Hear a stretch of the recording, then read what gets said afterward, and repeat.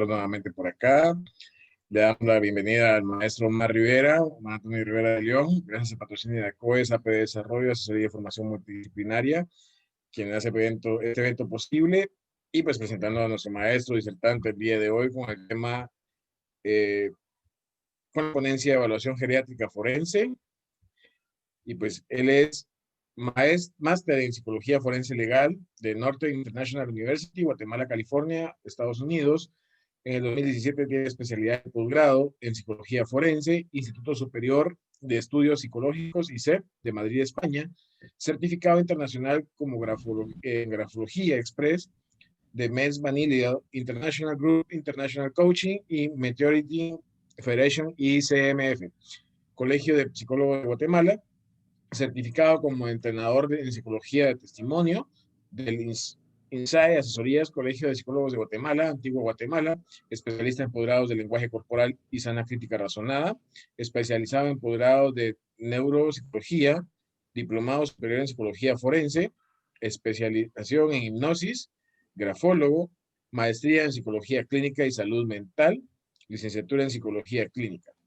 Maestro, es un gusto tenerte con nosotros nuevamente en una ponencia más con este tema tan interesante y que muy pocas veces se ha visto en Guatemala el trabajo de ello, ¿no? Te dejo el uso del micrófono, el uso de pantalla es todo tuyo y el uso de la cámara también. Muchas gracias. Agradezco bastante la oportunidad que me brindan. Gracias a CODES, a ti, maestro, también, a MIC por la oportunidad y a todas las personas pues, que se están adhiriendo y que están adheridas ya a este Zoom para poder conversar un poco sobre la evaluación geriátrica forense. Pues lamentablemente, como bien apuntas, es un tema muy poco tratado porque es parte precisamente de que en nuestra sociedad existen actitudes negativas frente al proceso de envejecimiento y por ende frente a las personas mayores de 60 años o adultos mayores. En el ámbito familiar, estas actitudes van desde la sobreprotección hasta el maltrato. Todo extremo siempre es perjudicial. Por lo general, no es denunciado por las víctimas, en tanto que significa un enfrentamiento con los agresores, que usualmente son sus propios hijos o familiares, con los que tienen una dependencia afectiva o económica. Se analiza el problema y se plantea que para hacerle frente se requiere la participación de la familia, de los profesionales y de la comunidad en general. Y en ese ámbito, precisamente, entre los profesionales destacamos nosotros, tanto los psicólogos como los abogados, los trabajadores sociales e incluso los médicos, que de una u otra manera somos quizás el salvaguardia o el salvaguarda de las personas mayores o adultos mayores, que sería el término adecuado. Entre el adulto mayor, pues vamos a hablar un poco de la vejez y qué es la vejez, ¿sí? No existe la tercera edad como tal, como se ha definido, porque no existe primera, segunda, tercera edad. Desde el punto de vista psicológico, existen varias etapas y no son solo tres, son varias. Como no corresponde al tema, pues no voy a ahondar en ello, pero sí estamos hablando en este momento sobre el envejecimiento, que es una sucesión de modificaciones morfológicas, fisiológicas y psicológicas, ojo, de carácter irreversible, que se presenta aún antes de que las manifestaciones externas den al individuo un aspecto de anciano. Eso es bien interesante. La vejez es un tema impregnado de prejuicios. Por eso es necesario investigar en el imaginario social para conocer cómo ha ido evolucionando el concepto y los roles que se asocian a la vejez. Salvarezza, en 1998, comentaba que el imaginario social es la construcción colectiva más o menos arraigada en los vastos sectores sociales que no en todos y dentro del cual tienen un lugar preponderante los prejuicios y o creencias que han sido adecuadamente procesados a partir de conocimientos científicamente comprobables. Aunque la estructura del imaginario social es siempre la misma, la forma que ésta adquiere en relación con las distintas temáticas estará determinada por elementos subjetivos que se ponen en juego frente a estas últimas. Es decir, existe un imaginario individual o un inconsciente individual. Y ese inconsciente individual se basa a lo que yo pienso como persona alrededor de mí mismo y de las personas que están alrededor de mí, ya sea de mi familia, del área laboral, del área social, el área religiosa, etcétera. Pero también está el imaginario social o el inconsciente colectivo que le denominaba Jung. Y es esa idea imaginaria colectiva que tenemos en masa. Y eso va a depender, como bien lo apuntaba Salvareza, de las circunstancias alrededor de estas, ¿no? Por ejemplo, hace un año, en octubre del año pasado, nunca nos íbamos a imaginar que un tipo de influencia, es decir, llamado popularmente una gripe, nos iba a tener encerrados por 9 meses casi, ¿no? Entonces, si alguien hace un año hubiese dicho, hay una gripe que se puede convertir en pandemia y por esa gripe toda la humanidad va a estar guardada en sus casas o confinadas en sus casas, probablemente nos hubiésemos reído de esa persona, porque era una idea individual sobre un concepto imaginario que no aceptaba tal idea. Hoy, que ya lo vivimos, nos damos cuenta que puede existir una especie de coronavirus, o sea, una especie de virus de influenza que puede evolucionar a tal forma que puede ocasionar decesos mucho más rápido que otras enfermedades y que por su forma de contagio era en su momento adecuado, pues resguardarnos en nuestras casas. Hoy lo entendemos, hoy lo comprendemos, porque hubieron elementos, no solo subjetivos, sino que objetivos, porque los vivimos, ¿verdad? Los sentimos. El hecho de estar guardados, entonces sabemos que existe la posibilidad. Entre esta idea del imaginario colectivo también están los prejuicios que tenemos, incluso hasta los mismos profesionales, ¿verdad? ¿Qué es lo que piensa la masa sobre los médicos? Que son matasanos. ¿Qué piensa la masa sobre los políticos?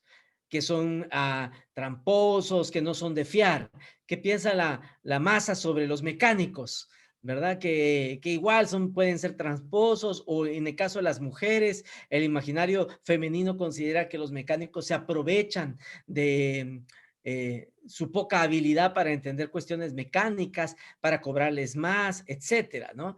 El imaginario colectivo también tiene su propio concepto sobre los abogados, sobre los psicólogos, pues dicen que somos locos, igual que los psiquiatras, etcétera. Ese es el imaginario colectivo. Entonces, estos prejuicios se van estructurando a partir de situaciones subjetivas basadas en las expectativas, deseos o temores individuales que no siempre han sido procesados correctamente desde el punto de vista consciente. Muchas veces adquiere carácter irracional y una vez construido adquiere una fuerza propia. Es decir, al principio puede ser influenciado por los eventos que tenemos o por nuestras propias ideas, pero una vez está construida la idea en nuestro cerebro, surge de manera automática. En la sociedad actual existen actitudes de discriminación, segregación hacia la población de adultos mayores.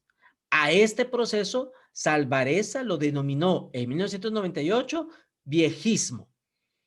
Estas conductas se sustentan en prejuicios y en discriminación muchas veces. Hoy en día, por ejemplo, con el caso de la pandemia, donde vemos que muchos adultos mayores son víctimas de este virus en particular o son más vulnerables tanto a adquirir como a fallecer a causa de este virus, hemos visto que para salvaguardarlos se han confinado más a las personas adultos mayores y sobre todo aquellas que puedan tener alguna enfermedad física que los hace aún más vulnerables.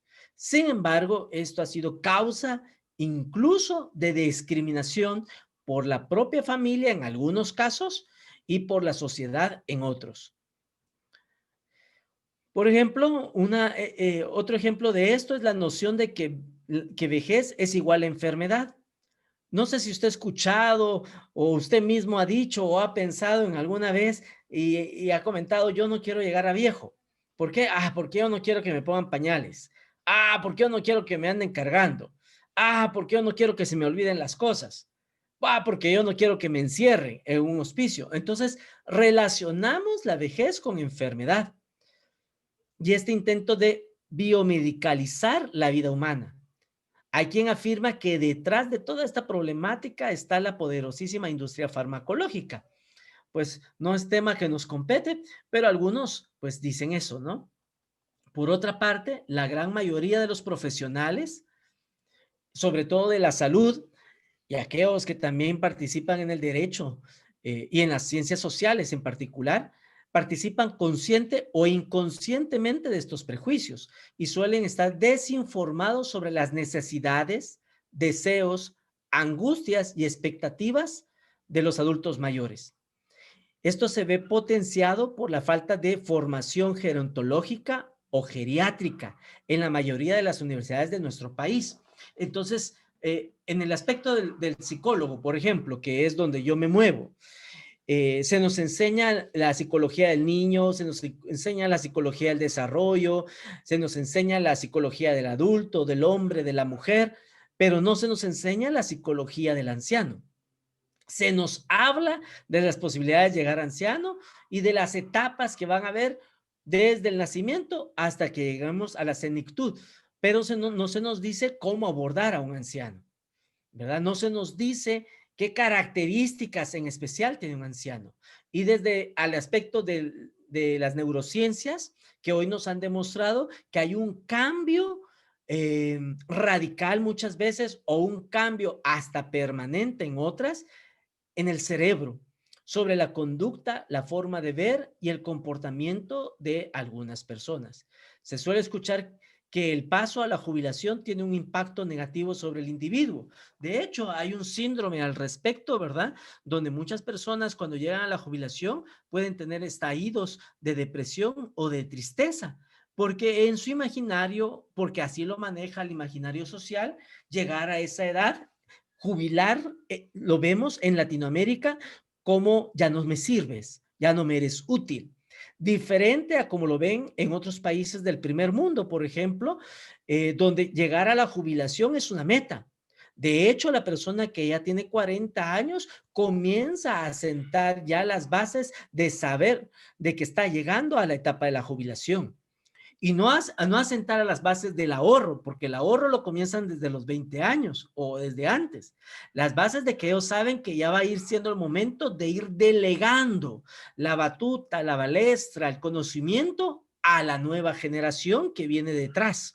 Entonces comienzan a enseñarle a las personas que están ligeramente por debajo que corresponde enseñarles. De hecho, las familias adineradas según menciona la revista Forbes, que es la que lleva el registro de los millonarios a nivel mundial, ellos tienen como ética o como norma que cuando llegan a los 60, la persona, el adulto, el cacique, el patriarca o la matriarca, como usted quiera llamarle, el jefe de la familia, está obligado a entregar ya la herencia a quien lo vaya a suceder, sea este el hijo, sea este el nieto, el sobrino o alguien más joven, porque se considera que aunque está en su capacidad, es necesario que comience ya a delegar para que él disfrute del fruto de su trabajo. O sea, la jubilación no es yo me jubilo porque no sirvo, sino que yo me jubilo para disfrutar el trabajo que he hecho.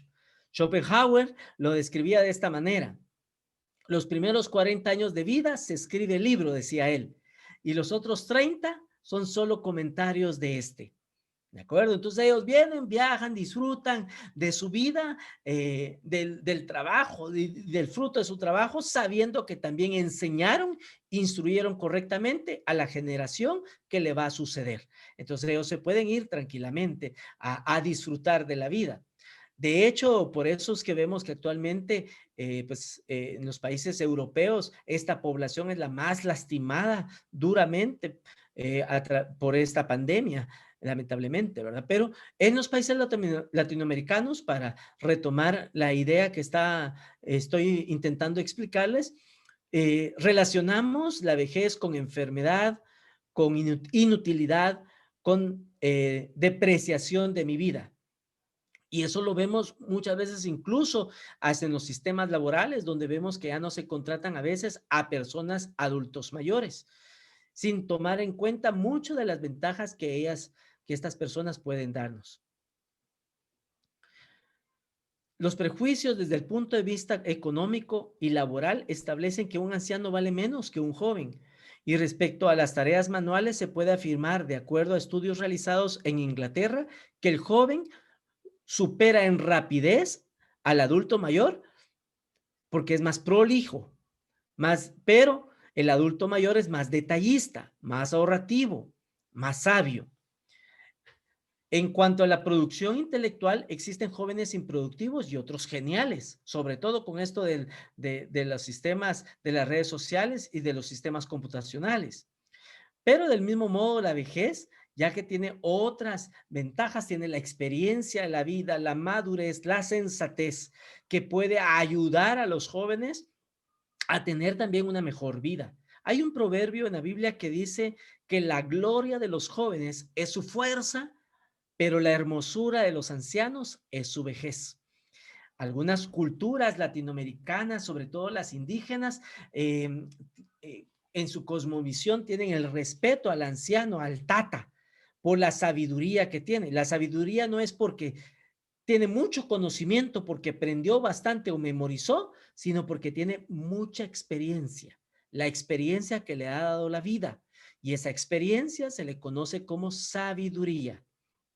A nivel social, circulan ideas respecto a la capacidad de aprender de las personas ancianas y se dice que quedan atrás. Lo que ocurre en el anciano es una lentificación, no una incapacidad.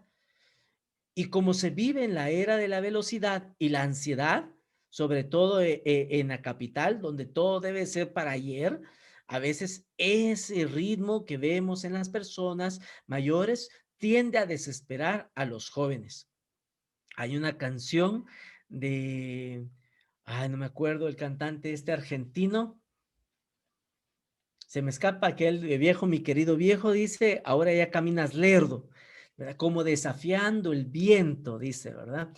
Porque los viejos parecieran que caminan más lento, ¿verdad? Pero es que simplemente ellos tienen ya más paciencia, más tranquilidad, más sensatez de la vida. ¿Sí? No andan con la rapidez y con los procesos hormonales que tienen la mayoría de jóvenes y jóvenes adultos. Los viejos parecen ser portadores inocultables de una mala noticia, que si tenemos tiempo, todos vamos a ser viejos, dice Salvareza en 1998. Y esto conduce indefectiblemente a la reflexión sobre la propia vejez, lo que implica revisar miedos, expectativas y prejuicios. Entonces, no nos gusta enfrentar esto con el prójimo porque es un reflejo de a donde nosotros mismos vamos. Y como no nos gusta confrontar eso, tendemos a eludirlo, tendemos a no hablar de ello, tendemos a menospreciarlo o dejarlo como un punto y aparte, lo vemos después. Y por eso, como bien indicaba el maestro que me presentaba, pues vemos que no se habla de esto. Y a nivel legal y a nivel psicológico, pues contiene pues muchas aristas y muchas cuestiones que analizar. Vemos en Guatemala, por ejemplo, donde hay culturas eh, indígenas o que no son indígenas, pero que son rurales, donde a veces se le concede que un anciano se case con una jovencita. Nosotros lo podemos tipificar como un delito, ¿verdad? En el aspecto de que él ya es mayor y que ella está muy jovencita, hablando de una mujer de 21, 22 años, ¿no? Y que él pueda tener 80, 85 años. Y entonces el imaginario dice viejo rabo verde o viejo mañoso o viejo sucio, ¿sí? Pero hasta dónde realmente la persona o el anciano de 85 años realmente actúa con una tendencia pervertiva hacia ese respecto. Entonces son temas que hay que tocar. Yo no estoy defendiendo ni estoy justificando, solo estoy explicando algunos sucesos que suceden en nuestro país, en Guatemala, sobre todo, no sé si pasa en otros países latinoamericanos, pero es muy probable, y que solemos sancionarlo, pero no analizamos para entenderlo. No estoy diciendo que se debe aceptar. Lo que estoy proponiendo es que se debe de analizar para poderlo prevenir. Desde la medicina, lo mejor es la prevención. Y asumo que el hecho de formar las leyes y formar reglas que normen y que rijan a las sociedades también para prevenir y evitar abusos, ¿no? Entonces debemos de ir entendiendo este suceso. Odón, que es un psicólogo que hacía una ponencia respecto a la vejez, decía que los medios de la socialización son emisores de mensajes que responden a valores imperantes en la cultura para un momento histórico social determinado y que influyen en la consolidación de la autoimagen y del papel de la sociedad que asigna a los actores sociales individuales o grupos. Por ejemplo, las redes sociales en este contexto. La red social está haciendo actualmente una influencia sobre las generaciones, las millennials, los centennials y los digitales. Y entonces eso que ellos ven, porque ya ni siquiera es la radio, ya ni siquiera es la televisión, que eran los medios o la prensa que influía sobre los baby boomers serían los ancianos de ahora, las personas mayores de 65 años, o sobre la generación X, que son las personas que tienen entre 40 a 64 años, ¿verdad? Sino que corresponde, que fuimos influenciados por radio, televisión y prensa. Todavía algunos de la generación millennials tuvieron esta experiencia de ser influenciados por medio de estos, pero ahora los demás, los más jóvenes, los menores de 30 años son influenciados por las redes sociales e incluso a las personas que participan en canales de YouTube, que participan con temas de polémica o temas de salud o cualquier otro tipo de tema, se les llama influencer. Es decir, ellos son los que influencian actualmente a los jóvenes. La violencia familiar alude a todas las formas de abuso que tienen lugar en las relaciones entre los miembros de una familia. Para que una situación se encuadre en la categoría de violencia, la relación de abuso debe ser crónica, es decir, que ha durado varios tiempo, mucho tiempo, permanente, es decir, que ha sido constante, y periódica, que es regular, quedando excluidas todas aquellas en las cuales el maltrato se produce de manera aislada. ¿Sí? Esta acción u omisión es cometida por uno de los miembros de la familia, generalmente, pero puede ser el cuidador, puede ser una enfermera, un enfermero, puede ser el trabajador social, puede ser el médico, el profesional que atiende a la persona adulta, puede ser incluso el mismo psicólogo, el psiquiatra, hasta el mismo abogado que si su cliente fuera un anciano, podría caer en este tipo de maltrato. Esta acción u omisión es cometida de manera que agrede y causa daño, ya sea físico o psicológico, a la persona adulta en este contexto, ¿verdad? Porque cuando hablamos de violencia familiar, pues hablamos de todos los que componen la familia. Pero en este contexto, como nos estamos enfocando al adulto mayor, a él lo vemos como víctima en determinado momento cuando sufre este tipo de maltrato. Entonces, para comprender y el punto al que yo quiero llevarles, primero les quiero describir qué es conflicto. Y esto supone la existencia de factores que se oponen entre sí o contrastes intra o interpersonales que pueden responder a distintos intereses, deseos o valores. Este concepto fue sufriendo mutaciones, cambios, llegando a la actualidad a ser valorizado en tanto disparador de habilidades y aptitudes que el sujeto pone en juego para su resolución. O sea, el conflicto no necesariamente es violencia, porque yo puedo tener un conflicto, es decir, una desaveniencia en un punto de vista. El conflicto como tal, desde el contexto de maltrato, es cuando yo pretendo imponer mi forma de pensar, mi forma de ver las cosas o mi perspectiva a la persona con la que estoy teniendo dicho conflicto. Y si hay una disparidad de poder, es decir, ese poder yo lo tengo y me aprovecho de ese poder para imponer mi punto de vista, mi perspectiva, entonces estoy hablando de un conflicto en el contexto de maltrato. No todo conflicto es maltrato, ¿ya? Para que se pueda considerar el conflicto dentro del contexto de maltrato y decir que ese es un conflicto que genera maltrato psicológico, tiene que haber una muestra de abuso de poder o una de las dos personas tiene que tener un poder sobre la persona con la que está imponiendo sus ideas, su concepto o su perspectiva o forma de ver el mundo, la vida o el suceso. La agresividad es otro concepto. ¿Qué es la agresividad? La agresividad tiene dos factores, uno positivo y uno negativo.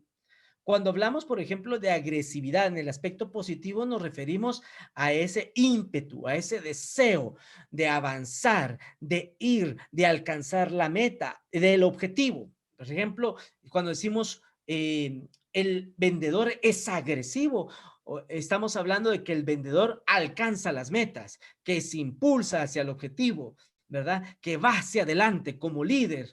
Ya, a eso estamos hablando de una agresividad en el aspecto positivo de que aquella persona que tiene diente, que tiene filo, que tiene deseos de alcanzar un objetivo y una meta. La mayoría de los hombres tendemos a ser competitivos, ¿sí? Por la testosterona. Y esta competitividad, por eso nos gustan los deportes de competencias, apostamos, etcétera, por esa competitividad que está en nuestro cerebro reptiliano, ¿no? Entonces, a veces nos impulsa esa agresividad, esa acción por ganar, ¿sí?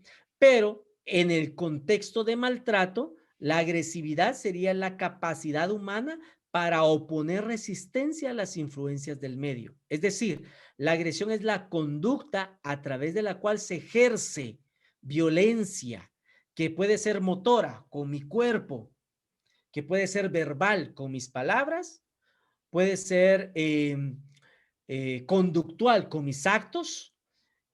No doy de comer, le quito el dinero, no le brindo las medicinas adecuadas, por darles un ejemplo. Entonces, todo este contexto, estamos hablando de agresividad en el contexto de maltrato al adulto mayor. Entonces, el término de violencia, etimológicamente hablando, remite al concepto de fuerza, ejercicio de poder permanente o momentáneo de un sujeto sobre el otro. ¿De acuerdo? Entonces, vamos a definir que existe violencia cuando ha habido fuerza, agresividad, porque ha existido conflicto y abuso del poder que tengo sobre el otro de manera permanente o momentánea. Entonces, ahí estamos hablando de violencia. El maltrato de ancianos en todas sus formas es el reflejo de una familia con problemas y de una sociedad, porque acuérdense que al final la sociedad es la familia.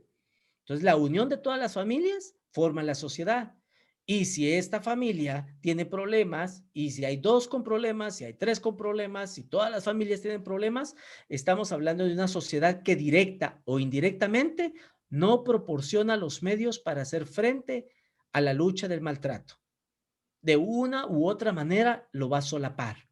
Y el hecho de que solapemos o no hablemos o no discutamos sobre la participación del adulto mayor, tanto como víctima o en la participación de un acto delictivo, eso hace que estemos siendo cómplices de estos sucesos o simplemente que somos indiferentes a lo que está pasando.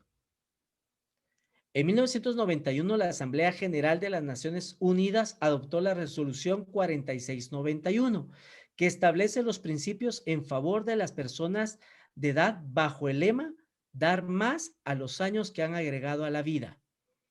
Entre estos se cuenta el derecho a la independencia garantizado a través del acceso de bienes, servicios, asistencia y formación, participación social, participación política y civil, cuidados de la familia y comunidad para mantener y o recuperar el nivel óptimo de bienestar físico, mental y emocional, así como también de las instituciones donde residan, respetando su dignidad, creencias, necesidades e intimidad, autorrealización a través del uso de recursos educativos, culturales y religiosos. Y por último, escuche, el principio de dignidad que implica seguridad, libertad, exigiendo un trato digno, libre de malos tratos físicos y o mentales.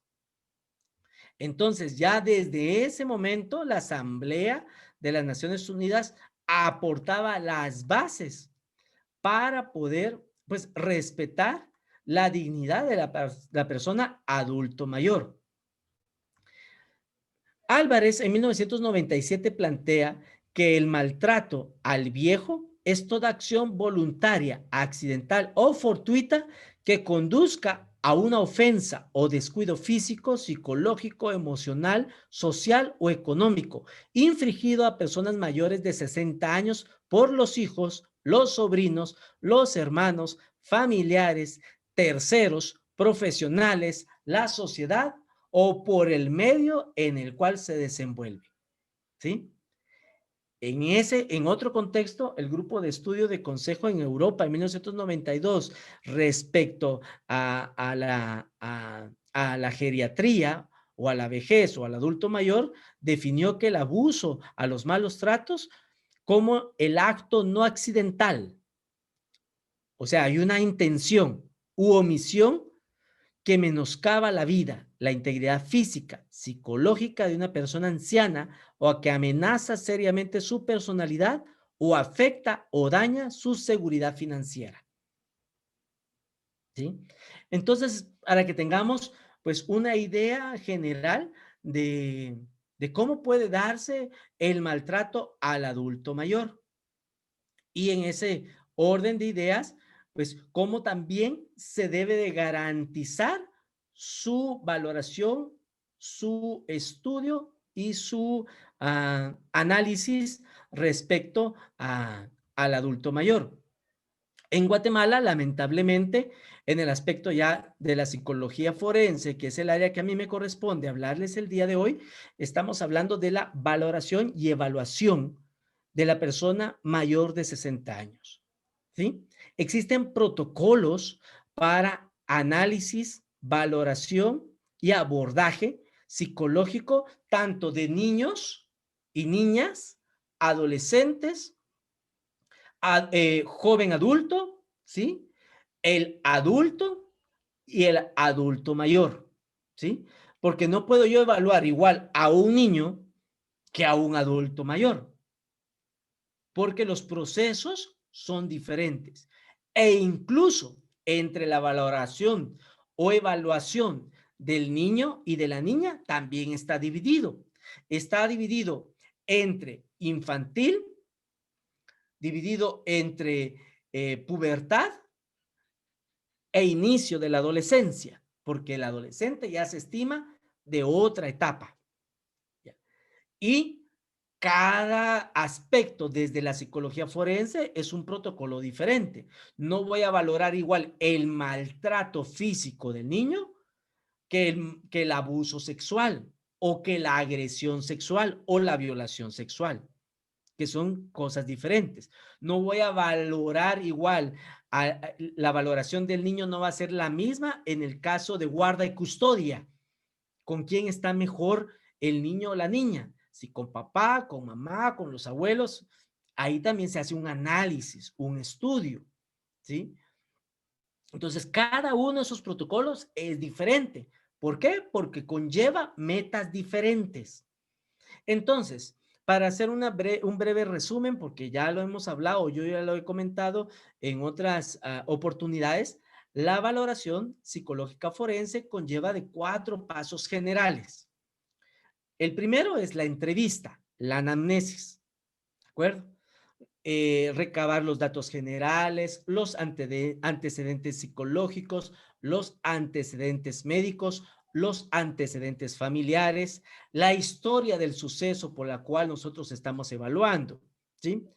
Y ya con esa información, sumado a lo que conste en los autos o en el expediente, entonces formulamos hipótesis. Obviamente, en la psicología forense se intenta responder lo que en Guatemala el Ministerio Público, que es la institución de la investigación y de la acusación y de perseguir el delito, como lo que requiera el juez en su determinado momento, u otras instituciones como la Procuraduría General de la Nación, la PGN, pudiese solicitar. Entonces, hay una solicitud que hay que responder, pero como científico y con el uso del método científico pueden surgir otras hipótesis diferentes a las que me estaban pidiendo responder. Puede ser que incluso lo que me están pidiendo responder no surja, sino que surja una nueva hipótesis.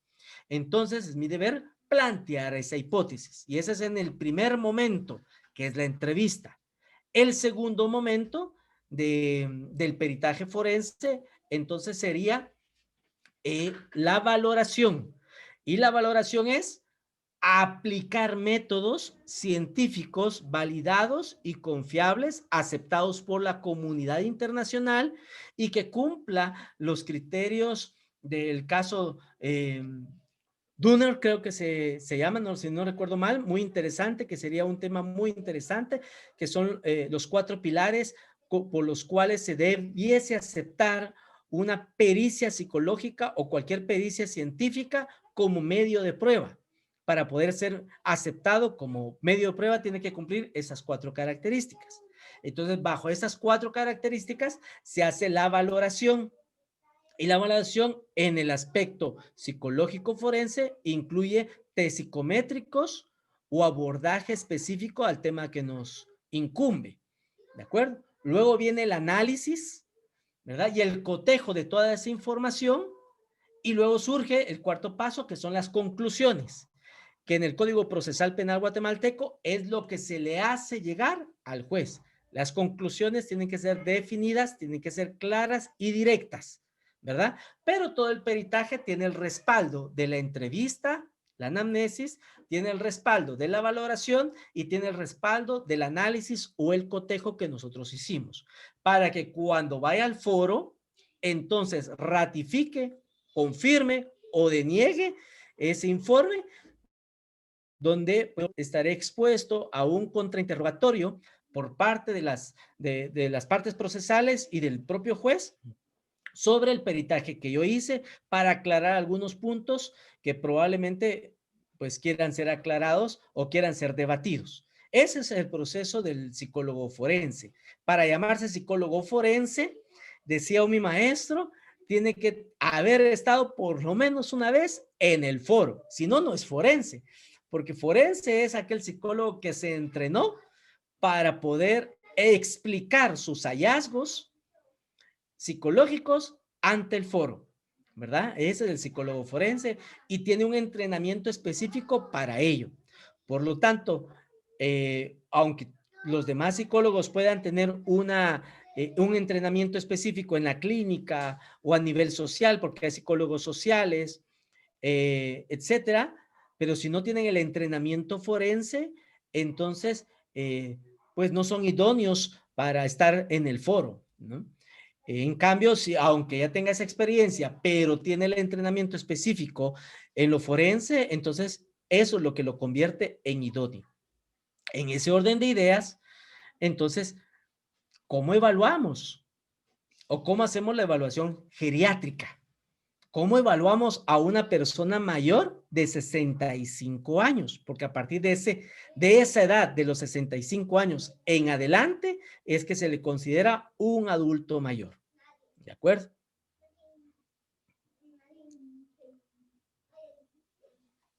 Muy bien. Ángela Praeli nos comenta que tiene un familiar de 83 años y que es verdad, es bastante sabio, dice. Aún monta bicicleta y está súper bien. Me atrevo a decir que es más rápido que yo. Muy bien. De hecho, es un mito, Ángela, creer que el anciano no puede llegar a hacerlo. Puede hacerlo. De hecho, eso se espera de nuestra ancianidad, que nosotros lleguemos con fortaleza, lleguemos con firmeza, que caminemos bien, que no tengamos problemas, que aunque nuestra memoria tenga otro tipo de proceso mental, cognitivo, no significa que no podamos recordar, sino que todo lo contrario. Se estima y se sabe a través de la genética y de las neurociencias, que el ser humano viene programado para vivir 120 años bien. O sea, nuestro cuerpo está programado si nosotros llevamos una vida adecuada desde el área física, psicológica, nutricional, etcétera. Nuestro cuerpo viene para rendir 120 años. Bien, sin ningún problema. Todavía en provincia, en Guatemala, yo me he encontrado ancianos de 90 años, 95 años, mire, caminando más recto que yo, levantados a las 5 de la mañana, chapeando la tierra, arreglando su casa, cargando cosas con energía y con fuerza, siempre con el cuidado respectivo, por supuesto, pero muy bien, a mujeres ancianas trabajando desde las 4 de la mañana, levantándose. Y ellas mismas dicen, en el momento que yo deje de trabajar me muero, dicen ellas, ¿verdad? Y mujeres activas, mujeres que van para adelante. O sea, la senectud no debe ser sinónimo de inutilidad, no debe ser sinónimo de enfermedad, no debe ser sinónimo de muerte. ¿Me explico? Es otra etapa más de nuestras vidas que si llegamos bien o si aprovechamos esa etapa, podemos vivirla muy bien. Pero va a depender primero con qué visión yo llegue a esa etapa. Muy bien. En ese orden de ideas, ha surgido desde hace algunos años a nivel clínico. Déjeme ver, estoy buscando la presentación que le voy a dar. Ok, quiero mostrarles, primero les voy a mostrar, estas son estadísticas del Instituto Nacional de Estadística de Guatemala, ¿sí? Entonces, en Guatemala, este es el último censo que se realizó en el año 2018 y podemos encontrar que la población hasta esa época, encontramos la población total por grupos. Los hombres son 48% y las mujeres son 52% a nivel nacional. Las mujeres nos aventajan en cantidad.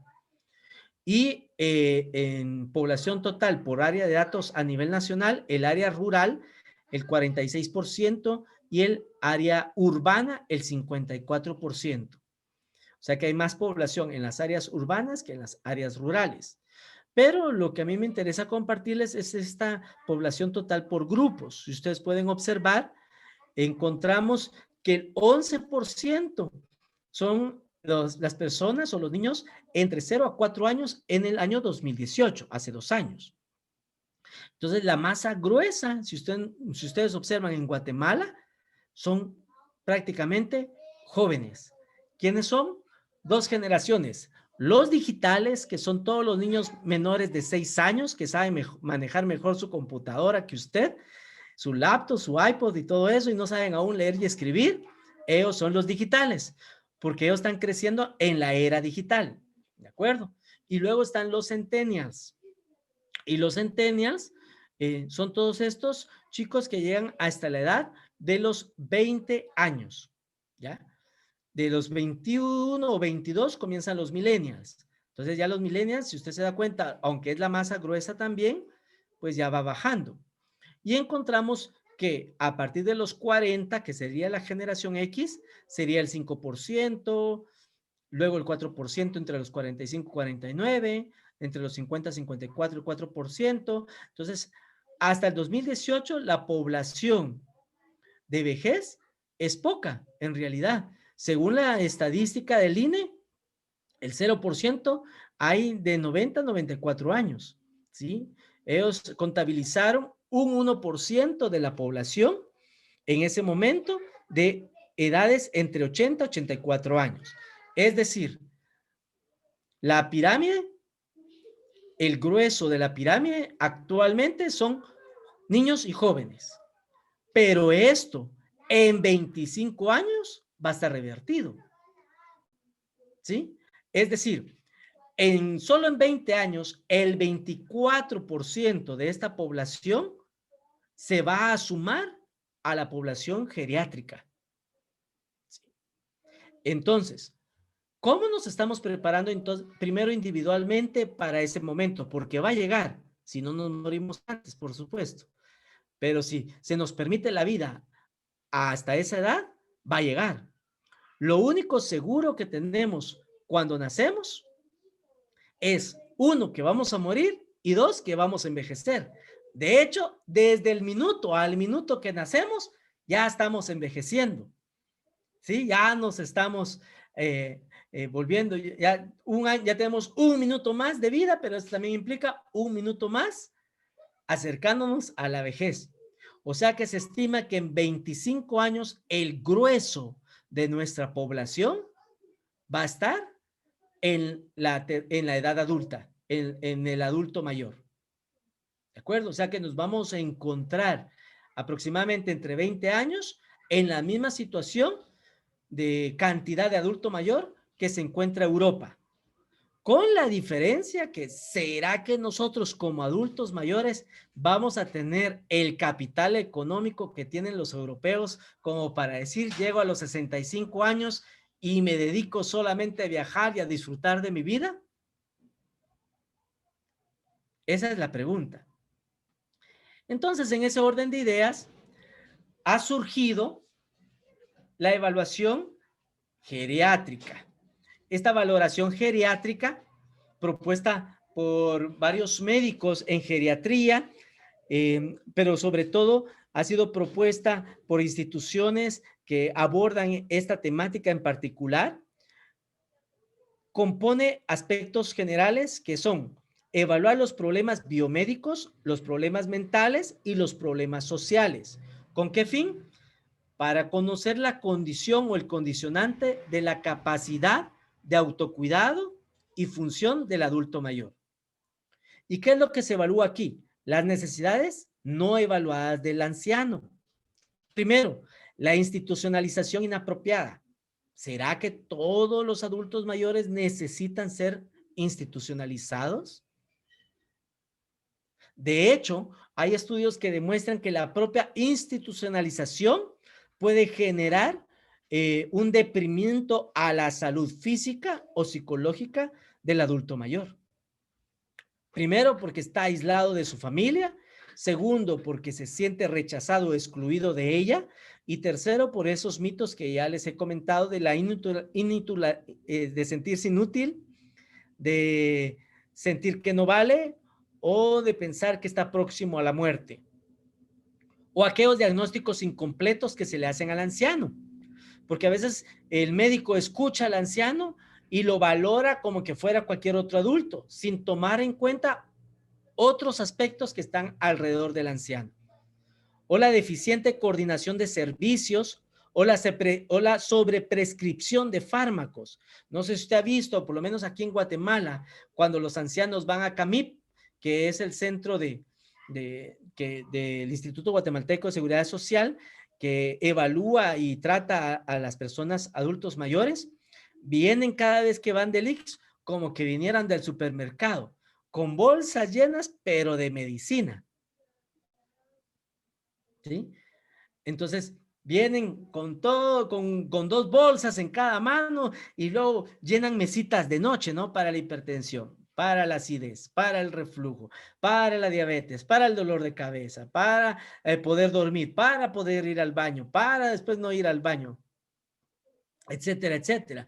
Entonces, toda esa sobreprescripción de fármacos, lo que hace primero psicológicamente es hacerle creer a la persona adulto mayor que ya no está bien. Y todo eso, obviamente, esa metabolización de los medicamentos y de los fármacos va a pasar su factura, por supuesto, en los órganos. Y la subvitalización de la rehabilitación. O sea que se considera muchas veces que por ser anciano no necesita ya rehabilitarse o resocializarse o apoyarse. Y no todo, por supuesto, siempre es malo. Hay cuestiones muy buenas en CAMIP, en esta parte del ICS, donde hay gimnasia para adultos mayores, hay actividades del adulto mayor, actividades de recreo, actividades de salidas. Por supuesto que ahora en época de pandemia han estado resguardados, pero que usualmente buscan o empujan esa salud integral o esa relación integral del adulto mayor.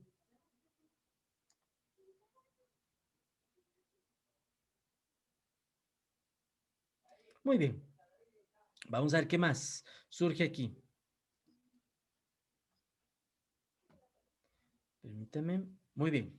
El adulto mayor requiere de una evaluación especial, tanto desde el punto de vista médico, como desde el punto de vista social, como desde el punto de vista psiquiátrico y psicológico, por supuesto.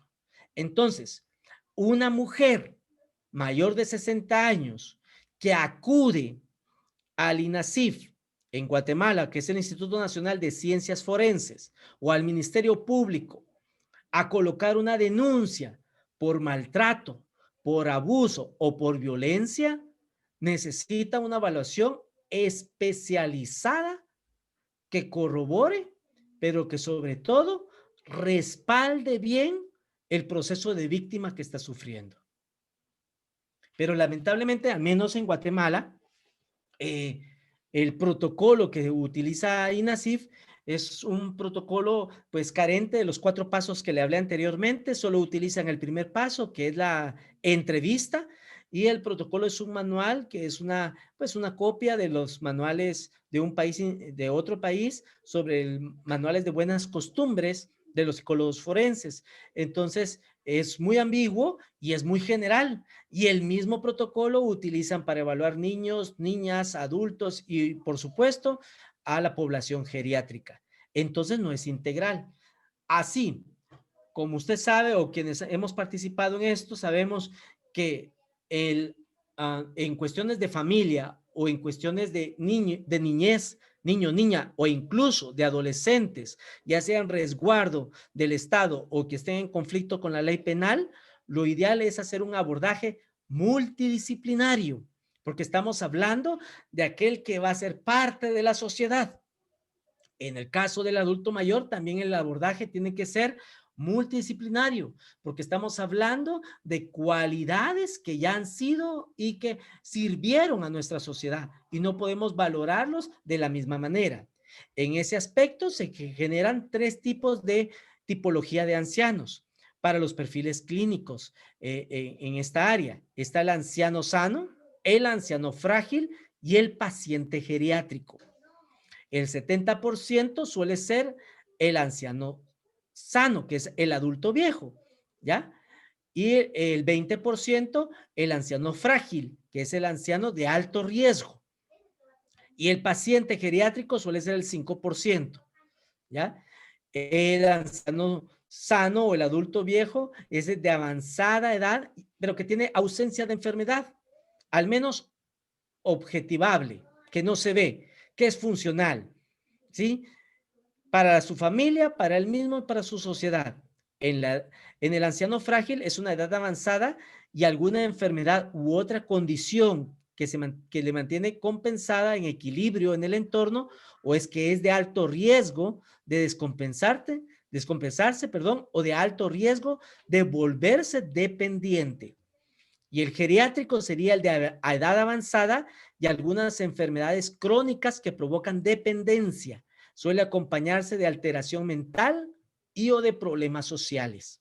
Entonces, si un paciente geriátrico, que es del 5%, que puede llegar a tener incluso un tipo de demencia senil, tocase a un niño de 5 años, ¿es un delito? Pues desde la doctrina es un delito, porque está tocando a un niño. Ahora, ¿tiene la capacidad mental para entender lo que está haciendo? Pues eso es lo que se valora. Y eso es lo que se examina. Por darles un ejemplo. Desde el punto de vista, si el paciente geriátrico es el agresor. Pero ahora veámoslo como víctima. ¿Quién está más propenso a ser víctima? Por supuesto que el paciente geriátrico, por su condición de dependencia, tanto física y mental, porque necesita de otros para su cuidado, para la administración de su dinero, para la administración de su medicina, etcétera. Por lo tanto, es más proclive a sufrir de abusos.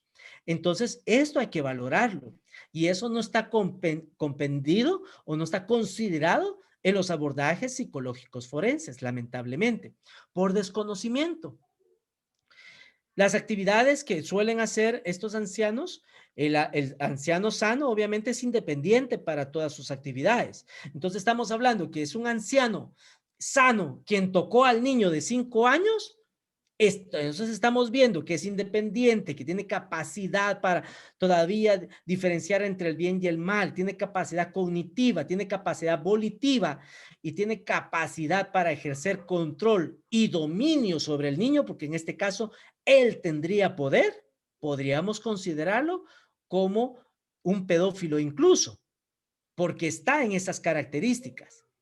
Pero si nos vamos con el paciente geriátrico, que no tiene la capacidad, que puede tener una demencia, que puede tener alucinaciones, que puede tener delirios incluso, que puede ver al niño pequeño, pero puede imaginarse que es alguien que le quiere causar daño y que lo violenta o lo golpea por protegerse, ahí es diferente.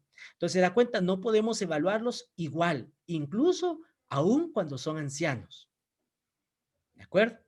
Porque hay características, hay perfiles que nos van a ayudar a poder responder ante el juez la responsabilidad que pueda tener la persona o la capacidad que puede tener la persona para cometer o no un delito o para ser víctima o no. ¿De acuerdo? Entonces, en este caso se ven muchas veces, yo como grafólogo forense he evacuado algunas audiencias donde los hijos han falsificado la firma, por ejemplo, del papá o del abuelo, del testamento o de los papeles de la casa o de los papeles del vehículo, etcétera, para quedarse con los bienes. Entonces, evaluamos todas estas áreas, porque si el paciente es geriátrico, puede ser altamente manipulable a firmar o a contraer compromisos que él no está consciente de que los está contrayendo. Hipotecar la casa, servir de fiador para un nieto, etcétera. ¿Explico? Entonces, todos esos abusos pueden darse a nivel de esta población, pero tenemos que primero identificar a qué grupo pertenece el anciano para poder determinar pues las otras circunstancias que nos puedan solicitar en los juzgados. La valoración de acuerdo a niveles. El primer nivel, a todos los ancianos se puede encontrar despiste y prevención de los problemas gástricos, atención primaria, ¿sí?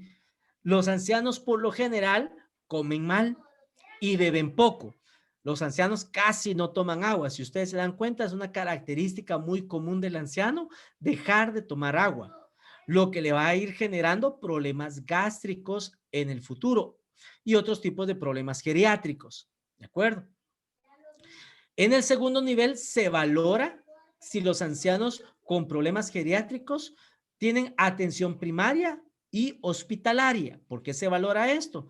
Porque si tienen ya una atención primaria y hospitalaria, puede que algún medicamento que estén ingiriendo pueda influir desde el contexto psicológico en su percepción, tanto visual, tanto kinésica, o sea, del cuerpo, y cualquier percepción entre los sentidos, gusto, olfato, tacto, y esto puede causarle alguna alteración.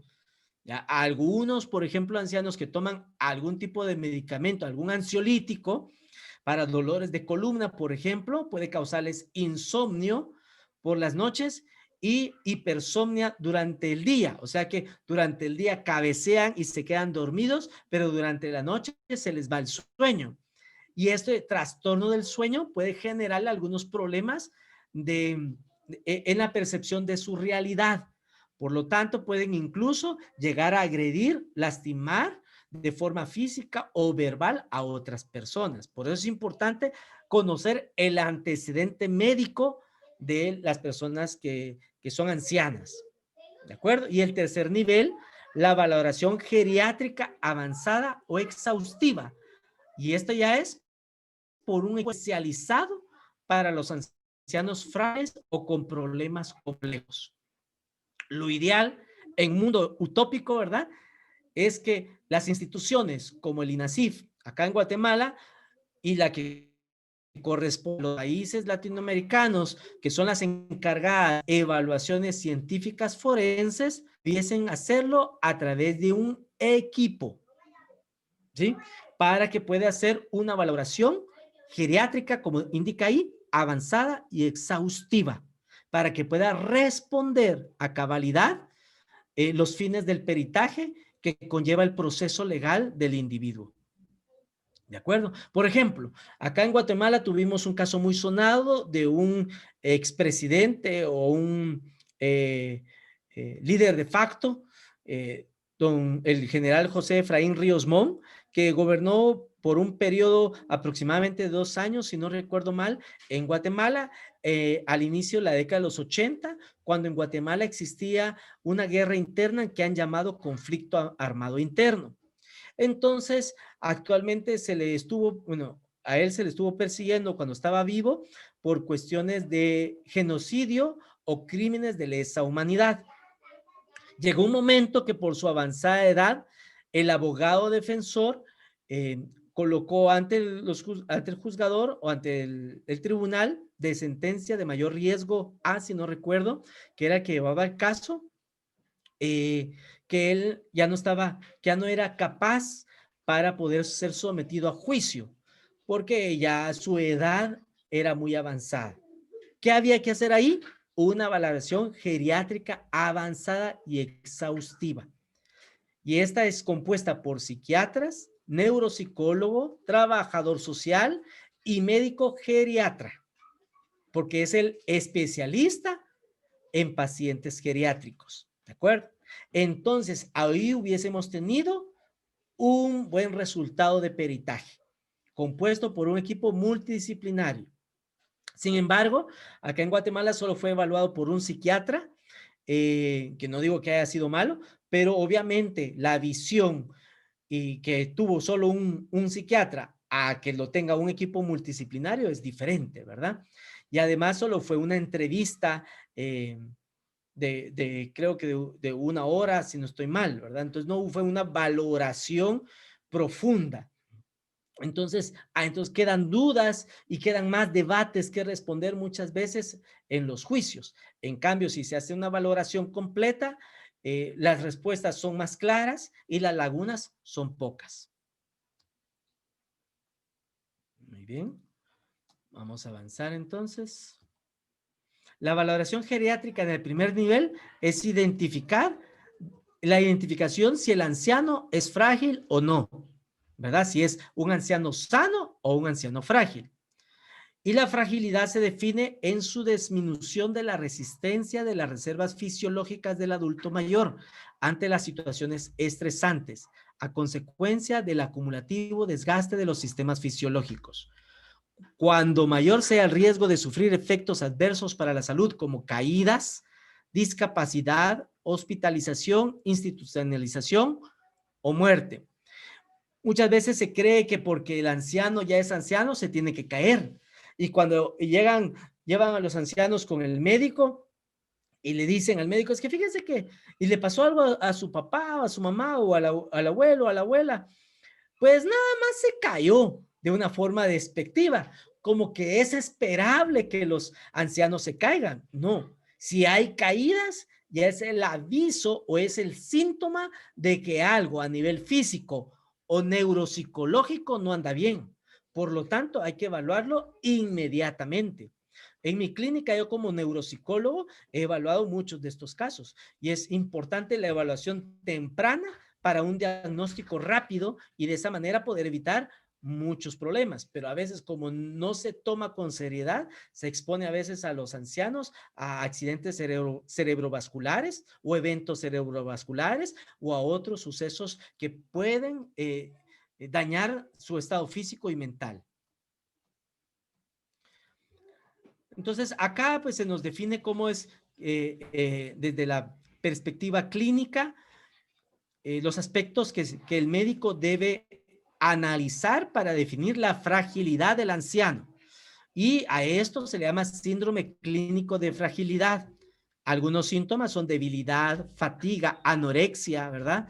Que significa que no quieren comer o se les va el apetito. Quizás ustedes han tenido experiencia con algunos ancianos al respecto que dicen, no, no tengo hambre. Y de repente se dan unos atracones y quieren comerse de todo o bajan de peso. Esos son síntomas que hay que considerar en la población senil o en la población anciana. Signos: la masa muscular disminuye, la masa ósea también, la marcha también, y entonces comienzan a hacer todo este tipo de análisis físicos. Pueden haber caídas, enfermedades agudas, hospitalización, discapacidad, etc. Este primer encuentro lo hace el médico con preferencia en especialidad en geriatría forense o médico geriatra. Entonces, él puede definirnos si el anciano es un anciano frágil o no, si está en un estado independiente o dependiente, si puede tener aspectos como gripes, contusiones de una caída, cambio en la medicación, infección, hospitalización, porque todos estos factores, ojo, afectan en la conducta de un anciano, tanto para ser un agresor o tanto para ser vulnerable como víctima. Entonces, usualmente las características del anciano frágil es que suele ser mayor de 75 años. Pluripatología relevante, o sea, tiene presenta muchos síntomas de varias enfermedades. Tendencia en la incapacidad, patología mental acompañante, problema social en relación al estado de salud. Vemos aquí, por ejemplo, hay un cuestionario de Barber que se realiza para poder definir la fragilidad. Entonces, si usted se da cuenta, utilizan ya material psicométrico. O sea, solamente una entrevista y decir que por una entrevista de 45 minutos yo puedo definir si la persona adulto es agresor o es víctima o tiene daño, la verdad es que es bastante atrevido. Y que científico más basado en una creencia, que la creencia es basada en una idea subjetiva, no es científica. Por lo tanto, esta evaluación debe ser acompañada por cuestionarios y evaluaciones ya protocolizadas como las que estamos viendo. Este examen físico, que es el que hace el geriatra, y luego podemos definir si el anciano es frágil o es sano.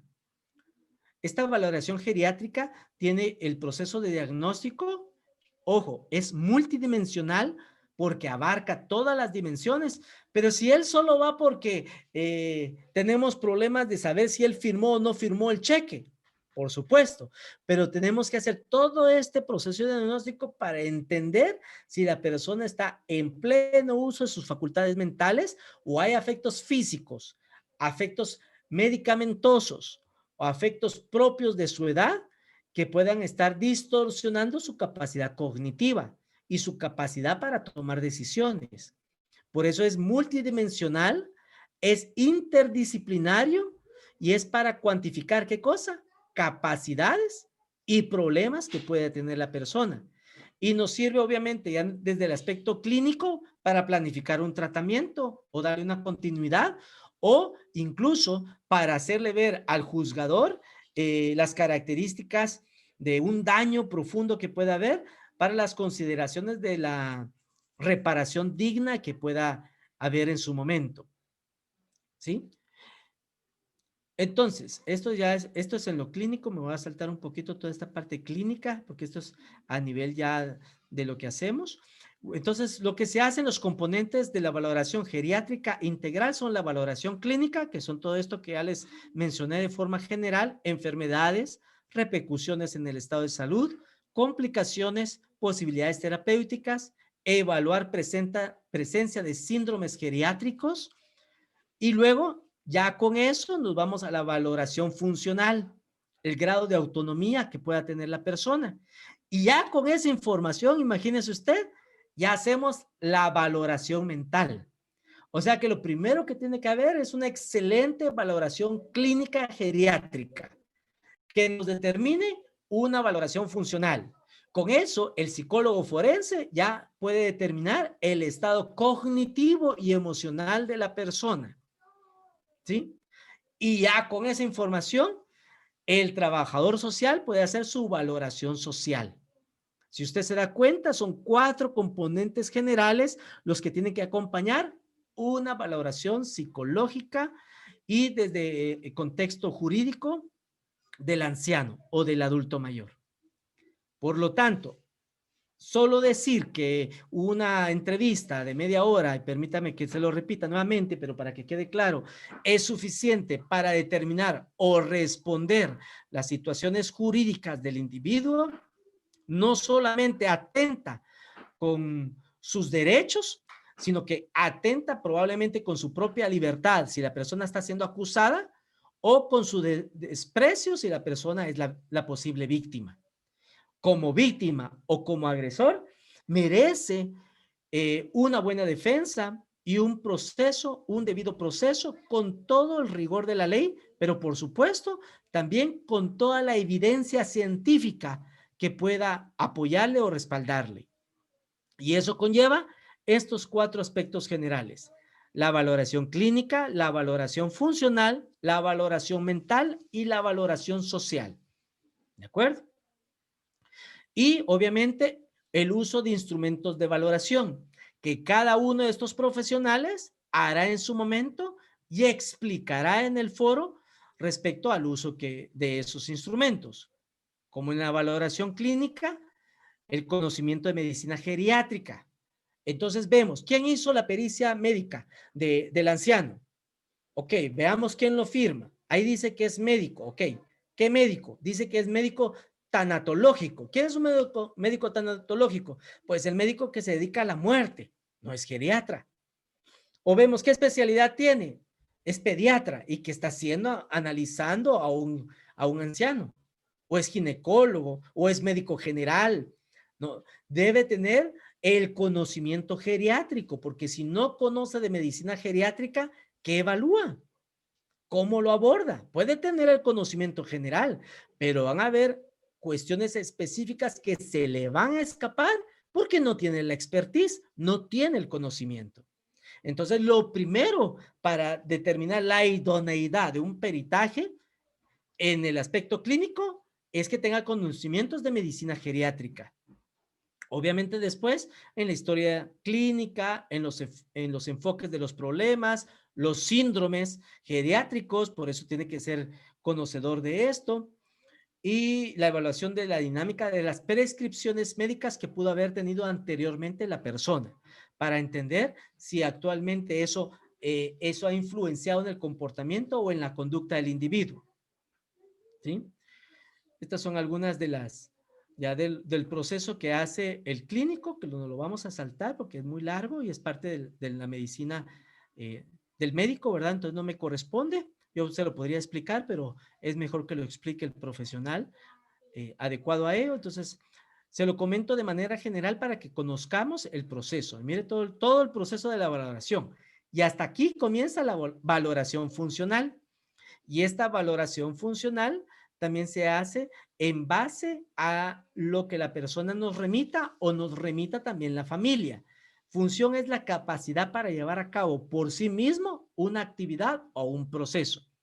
Y aquí verificamos las condiciones básicas de la vida diaria, las actividades instrumentales, el uso de instrumentos, de utensilios, de los vehículos, etcétera, el funcionamiento mental y emocional, y las relaciones con el entorno, con los demás a nivel social. Y en la capacidad funcional vemos si es una persona que está arriba, que es un anciano sano, con capacidad de levantarse, velocidad, marcha, ejecutar, performance, ¿verdad? Que esté en forma, o que ya esté bajando a ser frágil o dependiente. ¿Sí? Y aquí entonces vemos qué funciones tiene, las actividades, si puede alimentarse, si puede bañarse, si puede vestirse, si tiene aseo personal, cómo es, la continencia, si tiene control de sus esfínteres, etcétera. El uso del teléfono, ya vio que hay ancianos que ya no usan teléfono, les llaman, mamá, ¿por qué no me contesta? Le estoy va a llamar y nunca me responde, ¿verdad? No usan a veces el teléfono o piden a alguien más que les haga el favor. Qué capacidad tienen de ir a comprar, preparar los alimentos. Todo esto nos va ayudando para entender la capacidad motriz que pueda tener el individuo, la capacidad mental, o sea, su función en general, si son actividades básicas, instrumentales y avanzadas. ¿Sí? Y luego, pues aquí, este es un instrumento que vamos utilizando para ir midiendo todas estas circunstancias. Entonces, existe este test, que es la evaluación de las actividades básicas, donde encontramos la escala de Katz, la de Bertel, la de autocuidado de Kenny y la escala de incapacidad de la Cruz Roja. Fíjese que, pues, son 4 escalas que deben de estar acompañadas en la evaluación forense del adulto mayor, ya sea porque está siendo acusado o ya sea porque sea una víctima, porque todo esto nos va a dar información sobre su capacidad. Y entonces aquí se describen cada una de los instrumentos, ¿de acuerdo? Y luego llegamos a lo mental, que es lo que me compete. También me compete parte de lo funcional. En lo funcional trabajan todos los profesionales, cada uno en su área, ¿verdad? Pero propiamente en lo mental, ¿qué es lo que evaluamos? El estado cognitivo. Y ahí que vemos el estado confusional.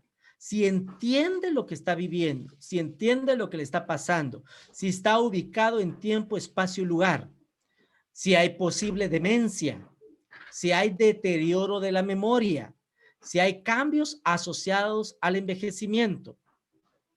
También evaluamos si existe depresión, que sería en el aspecto afectivo, o ansiedad. ¿Sí? Estas son las valoraciones que se hacen a nivel general de la valoración mental. Los métodos directos, la historia clínica que ya le comentaba, la observación del comportamiento, la exploración física y neurológica, porque el psicólogo que hace evaluaciones al adulto mayor tiene que tener conocimiento en neuropsicología para poder aplicar test de neuropsicología que van a determinar la capacidad o el estado mental del individuo. Si no tiene este conocimiento, pues obviamente no va a saber la aplicación de cuestionarios adecuados a la edad de la persona. Métodos indirectos, que son los realizados a la familia, las preguntas que se le hacen, los rasgos premórbidos que pudieron haber existido, o sea, las posibles enfermedades que tuvo antes. Es que fíjese que cuando era niño él se puso amarillo, entonces considerar que pudo haber habido una enfermedad hepática, esto remitirlo de nuevo al médico si él no lo consideró, etcétera. Por eso es un trabajo multidisciplinario, porque aunque el médico hace su trabajo, puede ser que hayan cosas que el psicólogo en su exploración descubra y lo remita nuevamente al médico, o el médico en su exploración descubra que hay más cuestiones psicológicas que remita al psicólogo. Por lo tanto, se trabaja de la mano, no de forma aislada, sino que de forma en equipo, que pueda permitir establecer el estado de personalidad y el estado emocional y cognitivo de la persona. Por eso es que se hace de manera multidisciplinaria, porque si 2 ojos son mejor que 1, 4 son mejor que 2, 6 son mejor que 4 y 8 son mejor que 6. Entonces, entre más ojos profesionales estén en la evaluación desde su perspectiva, desde su experiencia, expertise y preparación, obviamente ese peritaje que va a llegar al juzgado va a llegar muy bien compenetrado, sustentado y por supuesto va a aclarar muchas de las dudas que necesita el honorable juez para la emisión de su fallo, si así él lo considera. Los aspectos para destacar en la entrevista neuropsicológica, por eso es que el perito tiene que tener esta expertise o este conocimiento. Entonces usted es abogado, tiene el informe psicológico forense de la persona mayor de 65 años, vea que no firma. Ahí dice que es psicólogo, muy bien. ¿Qué expertise tiene? Dice forense, muy bien. ¿Tiene conocimientos en neuropsicología? Porque si no tiene ese conocimiento, ¿cómo abordó entonces el aspecto neuropsicológico que pretende medir los signos y síntomas neurológicos focales, los factores de riesgo, la conducta de la persona, el aspecto cognitivo y su capacidad para actuar o no actuar, ¿sí? Y en todo este aspecto pueden influir en la evaluación aspectos como el nivel de estudios, si la persona sabe o no sabe leer y escribir, entonces tenemos que ajustarnos al nivel de la persona, la capacidad auditiva, acuérdense que en adultos mayores ya tienen problemas de escuchar o problemas de ver, consumos de fármacos, consumo de alcohol u otros tóxicos que pudo haber tomado o haber ingerido, o enfermedades neurológicas o antecedentes neurológicos que pudo haber tenido anteriormente. Es que hace 2 años tuve un derrame cerebral, un accidente cerebrovascular. Entonces hay que hacer una valoración para ver qué tan dañado está el cerebro debido a ese accidente que tuvo neurocerebral. Y por lo tanto tiene que tener conocimientos el psicólogo en neuropsicología. Si él encuentra un daño a nivel neurológico, entonces corresponde invitar a otro profesional y este es el neurólogo, ¿verdad? Que ya va a ser en base al descubrimiento del neuropsicólogo, de ese hallazgo, un análisis más profundo para determinar si existe un daño o no a nivel cerebral del. ¿Se da cuenta qué tan complejo es esto? Que como decimos en mi país, no es solo de soplar y hacer botellas, y que lamentablemente por no hacer un proceso adecuado, científico y riguroso, muchos pueden estar guardando prisión actualmente, muchos adultos mayores que están actualmente privados de libertad, expuestos a la pandemia, han muerto porque no se les ha considerado todas las especificaciones. Y no es que sea inútil, no es que no tenga la capacidad, es que tenemos que entender que es una etapa la cual todos vamos a vivir y en la cual puede ir habiendo degeneración o pueden haber ya secuelas o consecuencias de aspectos que hemos tenido anteriormente. Los instrumentos o las escalas para la valoración mental está pues el DSM-5, propiamente aquí dice criterios del DSM-4, pero ahora es DSM-5, los test breves de screening, donde encontramos cuestionarios portátiles de corto del estado mental. Mire, son 10 preguntas que nos ayudan a determinar el estado mental de una persona. El test del dibujo del reloj de Schulman, que si el test del dibujo de la figura humana o del árbol es para niños, el test del reloj es para adultos mayores. El mini mental test, el test del informe y la escala de Blaser y la evaluación funcional del deterioro que se hace en adultos para poder identificar si existe deterioro a nivel mental o no. ¿De acuerdo? Entonces, aquí se especifica cada uno de ellos que por factores de tiempo, pues, no puedo explicárselo uno por uno, pero que no son difíciles de aplicar. Este, por ejemplo, es de un cuestionario de 15 preguntas, ¿verdad? Y es fácil de responder, ni siquiera él lo tiene que escribir, sino que nosotros anotamos y hacemos la suma y nos sale entonces el total y con eso ya tenemos la respuesta de si la persona está deprimida o no, porque no es lo mismo la depresión en niños, como no es lo mismo la depresión en adultos, como en adulto mayor. Y esta es una escala específica a nivel geriátrico para determinar si hay depresión. En el caso de que queremos ver si realmente hay un daño psicológico, esta herramienta nos puede ayudar bastante. ¿De acuerdo? Y luego vienen los aspectos sociales. Y en el aspecto social se valora el entorno, las condiciones de vida, la relación de convivencia, la atención del cuidador principal y la economía, o sea, los ingresos.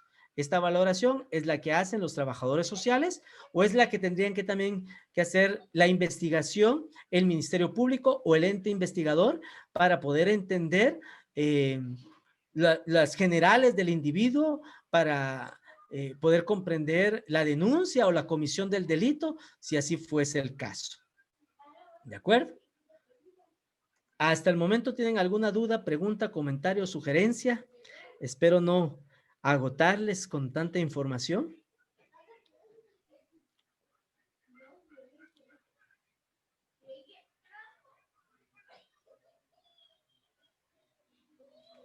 Solo Ustedes tenemos me un indican, comentario, maestro, de Ángela Praeli. Siento por que favor. la problemática que describes es muy parecido en Latinoamérica, Centroamérica y me imagino que en varias partes de todo el continente americano y deberíamos de unirnos. Ese es el comentario que ella hace. Ah, pues muy buen comentario. Y sí, de hecho, recuérdense que los latinoamericanos en realidad somos hermanos. Muchas características son similares. Obviamente cada país tiene sus propias aristas, sus individualidades, pero en general el latino tiende a sufrir estas mismas circunstancias. No valoramos a nuestros ancianos y a nivel jurídico menos, ¿verdad? Y entonces se ven estos tipos de problemas. Pues invitamos a las personas que están acá en el webinar, si desean hacer alguna pregunta viva voz o quieren hacerla en el chat, pueden hacerlo en este momento, aprovechando el tiempo que está dando el maestro.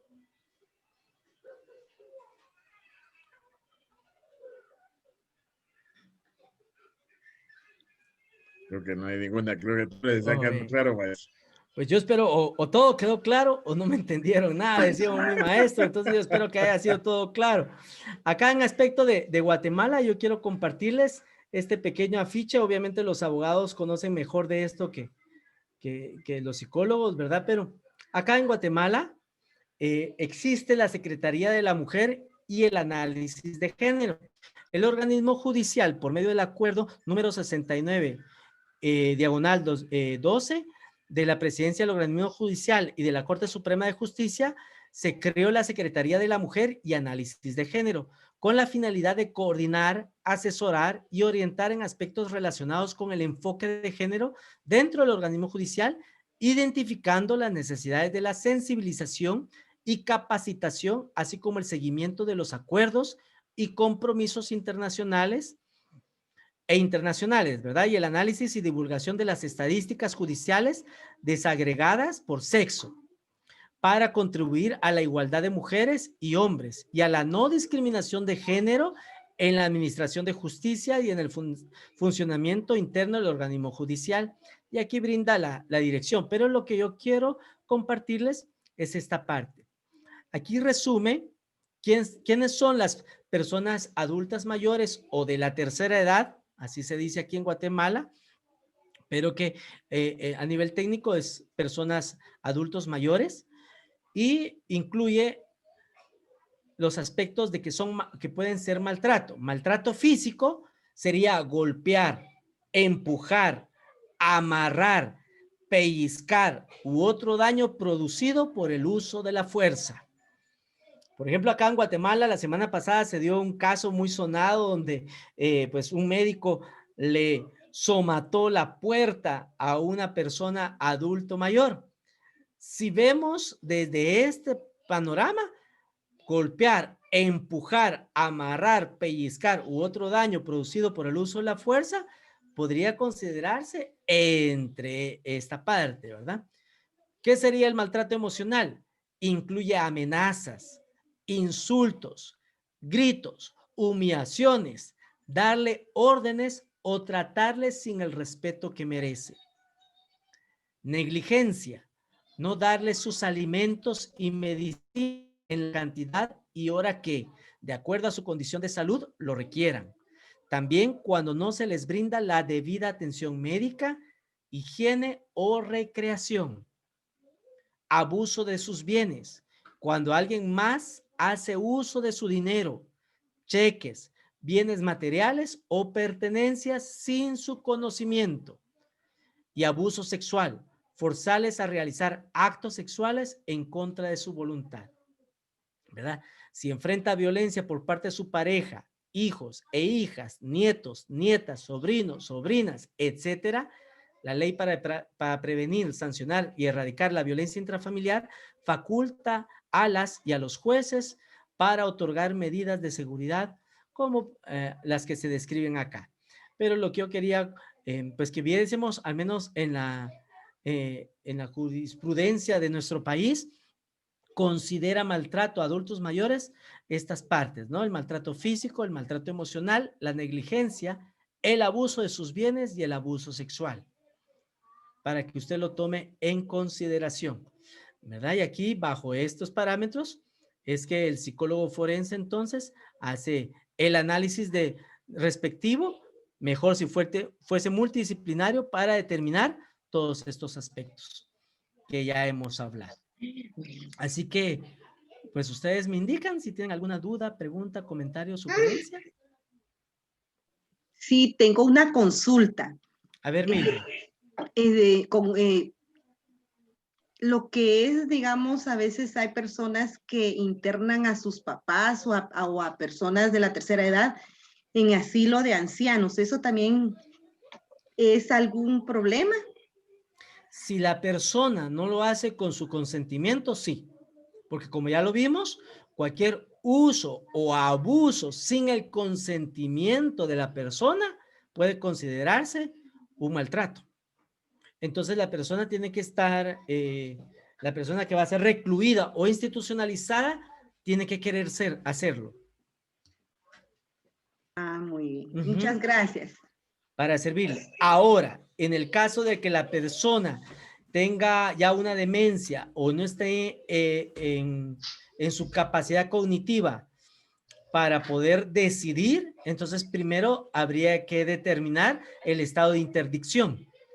Entonces ya nombrar a la persona que va a ser la administradora, lo albacea, y si ya la persona con la opinión de profesionales consideran que lo mejor sea que esté resguardada en una institución, entonces sí puede hacerlo. Por ejemplo, casos de Alzheimer, de Parkinson, demencia senil, que estando en la casa es más peligroso que institucionalizarla, porque en esta institución van a tener los cuidados adecuados y específicos para las personas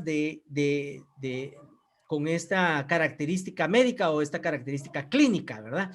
Pero entonces habría que declarar en estado de interdicción y obviamente tener el respaldo médico, psicológico, toda esta evaluación geriátrica integral, así se llama, valoración geriátrica integral, y con ese respaldo ya podría institucionalizarla, ¿verdad? Pero también se considera un abandono y un maltrato institucionalizarle y olvidarse de ella. Entonces, si la institución también denunciara a la persona o a los hijos de que, mire, hace 10 años lo vinieron a dejar y nunca más volvieron a verlo, entonces también se considera un maltrato, ¿sí? En Guatemala sucede que a veces van a dejar a los ancianos al Hospital Nacional por una enfermedad y los dejan abandonados. Entonces los médicos no pueden darles de alta porque no hay quien se haga responsable del ancianito o de la ancianita y tienen que tenerlos ahí. Y eso es un riesgo porque el hospital no es una institución adecuada para el cuidado geriátrico de las personas, para el tratamiento, para el abordaje, la cirugía, sí, pero no para el cuidado ya integral del anciano, ¿verdad? Entonces se vuelve complejo. ¿Alguna otra pregunta, duda, comentario, sugerencia? Buenas noches. Aquí en Perú son las 8:30. No sé qué hora es en México o en Guatemala, pero yo vivo con un anciano de 83 años. Muy bien. Que se divierte montando bicicleta, es una persona bastante, ¿cómo podría decir? Independiente hasta ahora, ¿no? Pero es verdad, las familias necesitamos tener en consideración y en cuenta el abordaje a la persona, al adulto mayor, como se le dice acá en Perú. mi familia es mayormente longeva. Tengo tías de 95 años, de 93 años, y entonces la verdad que a los 83 años en mi comunidad lo ven como, no pueden creer que sea mi papá tan dinámico, pero en la familia, en el entorno familiar es algo normal. Tú vas a una reunión familiar y encuentras a la tía de 70, 80 años realizando sus actividades normales, ¿no? Entonces, creo que a veces es el cómo aborda la ancianidad en la familia, el valor y el respeto que le da a la persona que es el adulto mayor, ¿no? Y dándole pie y soltura y respeto, creo que ellos tienen una vida con mucha calidad, ¿no? Entonces, muchas gracias por las situaciones que nos ha brindado. Realmente cuando me pongo a analizar, sucede también aquí, ¿no? Que amigas que tienen sus padres de 60 años y no quieren que su papá salga porque ya lo ve anciano. Yo le digo, pero déjalo que sea libre, mientras que tú vayas observando que no tiene ninguna necesidad de apoyo, y si hay una necesidad de apoyo, busquemos a un especialista. Pocos somos las personas que buscamos a un especialista para abordar las necesidades y entenderlos, ¿no? Entonces, ahí vamos, necesitamos nosotros tener consideración y respeto para que ellos tengan calidad de vida, porque es lo que se busca, ¿no? Que el ser humano tenga calidad de vida a la edad que sea de 0 días hasta el último día de su vida, ¿no? Pero creo que eso es lo fundamental y lo rico de esta reunión, que podemos no verlos, como usted de un principio decía, no verlos como un ente que va a entorpecer nuestra vida. Todo lo contrario, es una persona con mucha sabiduría que nos va a aportar. Y a eso debemos visualizar, ¿no? Visualizar a la persona que tiene una cierta edad que le llaman anciano, ¿no? Muchas gracias por escuchar. Excelentes palabras, Ángela. Gracias por compartir. De hecho, incluso hasta en la perspectiva bíblica, se definen a veces a Dios como el anciano de días. Esa peculiaridad de reconocer y valorar lo que bien decía Ángela, al nacido, al de días, como aquel que es anciano, que tiene muchos años ya, y que entre ambos, en uno está la vida, la continuidad del ser humano, y en el otro está la sabiduría para que podamos ser mejores. Entonces, en la medida que valoremos a nuestros ancianos, eso va a hablar de la calidad de sociedad que seamos. Gracias por tus palabras, Ángel. Invitamos a alguien más que quiere dar algún comentario, quiere hacer alguna pregunta. Yo creo que lo que decía Ángel era muy importante, Maya, porque sí lo he visto en varias personas que de pronto, no sé si sean muy apegadas al papá o a la mamá de pronto, o a los abuelitos, que solo los ven caminar y ya salen corriendo para detenerlos, ¿no? Y son personas que están tan acostumbradas a ser tan independientes que como que por ratos se molestan incluso con eso, porque se ha dado el caso. Incluso hay ancianitos que han llegado a heredar a los propios hijos por esa situación, que normalmente se han quedado como una falta, ¿no? Que es lo que hemos visto más comúnmente. Pero algo que sí me llama la atención, maestro, es ¿qué has visto tú desde la evaluación geriátrica? ¿En qué casos has visto tú esas evaluaciones realmente? Dejando por un lado lo de Ríos Montt, que fue un caso bastante sonado a nivel internacional, pero ¿qué otras evaluaciones has visto tú aparte de esas situaciones? En Guatemala, a nivel institucional, no se hacen. No se hacen por desconocimiento o porque se ven muy estructuradas, muy complicadas o muy largas, no sé por qué razón.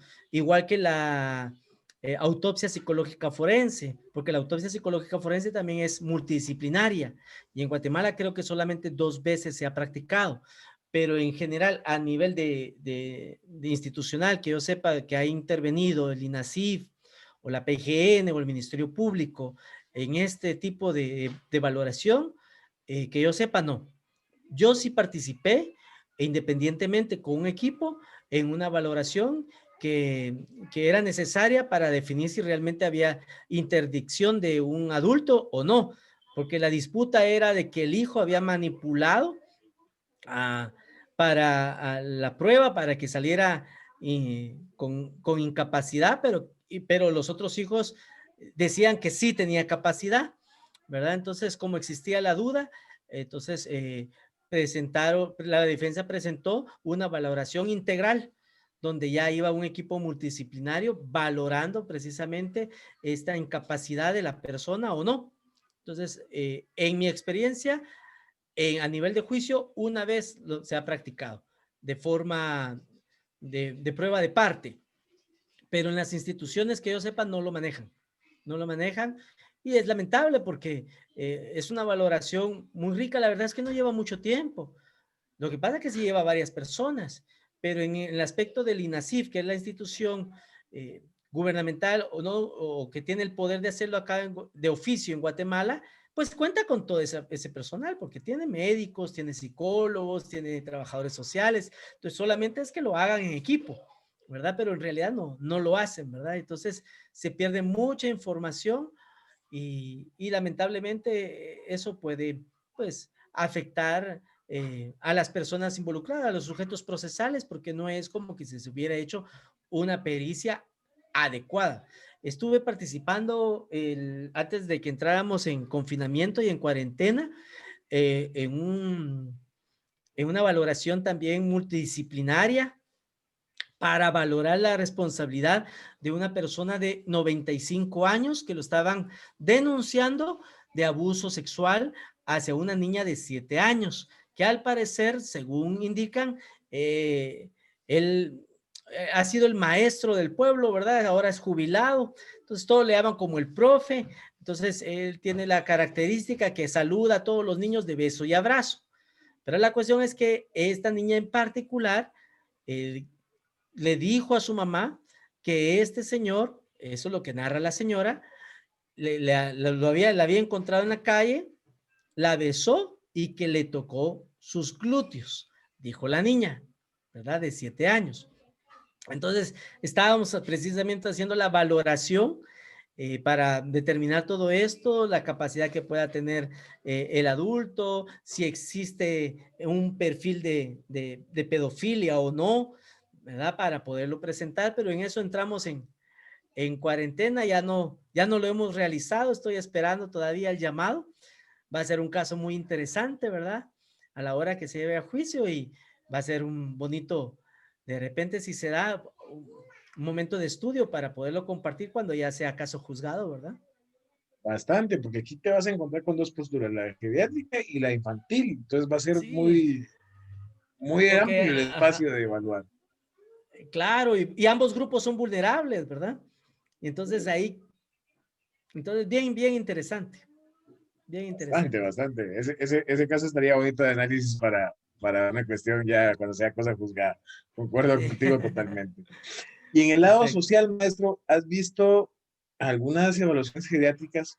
Es decir, bueno, yo tengo a mi papá y pues quisiera hacer una evaluación porque de pronto, pues ahorita porque la cuarentena pues tal vez no se ha dado tanto, pero saliendo de la cuarentena imagino que se va a dar mucho de que algunas personas sí vayan a buscar ese apoyo psicológico porque el mismo encierro que ellos han tenido ha sido un poco más impactante que el de uno bueno, de joven, por ponerle un nombre realmente.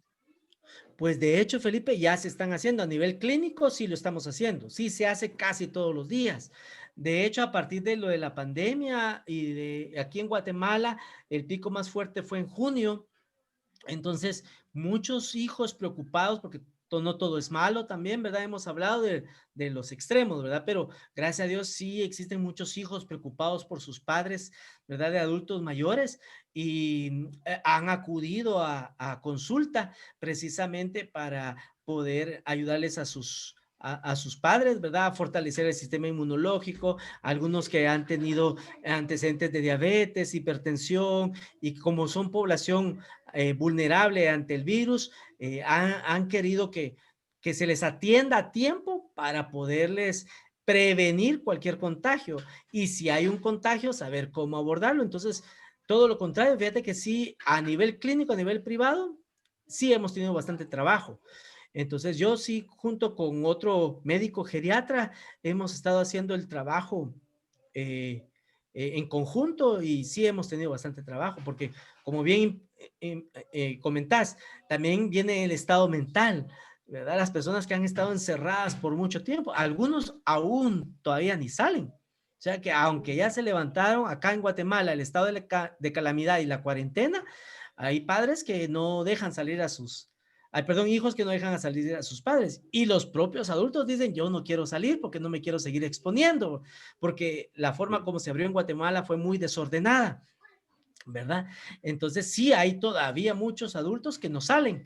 Entonces ese apoyo psicológico, ese respaldo emocional de manejar esa ansiedad, de estar mucho tiempo confinado, es importante porque sí genera problemas de ese tipo. Correcto, sí, porque incluso yo me he dado cuenta, a base de la experiencia, de los contactos que he tenido, de las personas que he tenido, ellos decían, bueno, ustedes tal vez ya no lo estudian como lo estudiaban antes, decía, porque esa persona me lo decía, bueno, ustedes no lo estudian como lo estudiaban antes, pero cuando nosotros estudiamos algunas pestes, decía, de enfermedades que vinieron como pandemias y que afectaron al país y a varios países en el mundo, fue un poco más ordenado la forma en que fueron aperturando y realmente se dieron mucho menos olas porque ya se tenía una vacuna, porque ya se tenía un dispositivo médico para poder contrarrestar los efectos de esas enfermedades. Pero hoy no se tiene un dispositivo médico, no se tiene todo el recurso médico probable y por eso yo no salgo. Que se enfermen los que quieran, dice, porque así me lo dijo, que se enfermen los que quieran, pero yo no me voy a enfermar por esto. Y yo ya lo viví, yo ya lo vi, menos lo voy a hacer ahora, ¿verdad? Entonces, eso es también una parte muy, muy importante de cómo tratar y cómo abordarlos, porque es bien, bien complicado eso. Por la misma experiencia de ellos, se sientan en el punto de decir, no, esto no va así, punto, ¿no? Y ahí que le queda a uno de joven, decirle, bueno, pues, tú quieres eso, ¿qué otra me queda, no? Pues al final siguen siendo los papás, ¿verdad? Siguen siendo los mayores. Y ahí es lo que Correcto. mencionaba Ángel, la verdad, ese respeto que debemos de tener a la edad, que aunque se vean frágiles, no necesariamente son, han perdido su fuerza o su autoridad, ¿verdad? Entonces, si no quiere, pues hay que respetarles la decisión. Y eso es parte de la dignidad que se les debe. Si no quiere, pues no quiere, ¿verdad? Correcto. Así es. Muy Muchas bien. gracias, maestro. Pues gracias, No sé si alguien Felipe. tiene alguna pregunta o de pronto antes de que cerremos esta conversación que tenemos, alguien tiene alguna duda, consulta, pregunta, de repente ahí quieren saber tu número para atender a algún su adulto mayor o algo por el estilo. Si se los quieres proporcionar, bienvenido sea, Claro. porque ellos también lo necesitan. Muy bien, con mucho gusto. Les voy a compartir en el chat mi número de teléfono. Este es WhatsApp 59740616. Ahí estoy para servirles. Cualquier duda que ustedes tengan, si yo puedo, pues con mucho gusto, ¿verdad? En lo que sea, para mí será un honor poderles servir. Y pues ojalá que sigan habiendo más oportunidades como estas, de que nos sigamos encontrando, aprendiendo unos de otros. Contaba mi cuñado una historia, él es de un lugar que se llama Asunción Mita, es un municipio de Jutiapa, aquí en Guatemala, que es un departamento de Guatemala, y decía que cuando él era joven, un vecino, decía él, ¿verdad? Donde estaba un ancianito, estaba el señor y un hijo, ponían a comer al anciano aparte, que la familia se sentaba alrededor de la mesa, pero el ancianito, porque como no tenía dientes, todo lo manchaba, que era bien desordenado, entonces mejor que él comiera aparte. Entonces el señor, el hijo del anciano, le hizo una mesa y le hizo su plato de madera para que no lo quebrara y su vaso de madera también para que no lo quebrara, pero ahí lo tenían aparte. Entonces todos comían y el ancianito comía por separado. En una ocasión, este señor llega a la casa y encuentra a su hijo de 12 años en el taller que ellos tenían de carpintería y estaba haciendo ahí unos utensilios. Y se le acerca el padre y le dice, oye, mijo, ¿y qué estás haciendo? Un plato y un vaso, le dijo. ¡Hala, qué bien! ¿De tarea de la escuela? No, papá, es para cuando tú seas anciano, le dijo. Entonces recordemos que todo lo que sembramos, cosechamos. Y que hoy somos adultos jóvenes, pero mañana nosotros seremos también adultos mayores. Que tengan una bonita noche y que descansen. Gracias, maestro. Mucho gusto. Cuídate bastante. Un fuerte abrazo a todos. Por favor, cuídense que esto todavía continúa y pues esperamos verlos en nuestras siguientes conferencias. El día de mañana tenemos diálogos educativos, cordialmente invitados en nuestra plataforma de YouTube. Y ahí suscríbanse y denle clic a la campanita para que les mande el recordatorio de los diálogos educativos que tendremos. Cuídense mucho. Hasta pronto.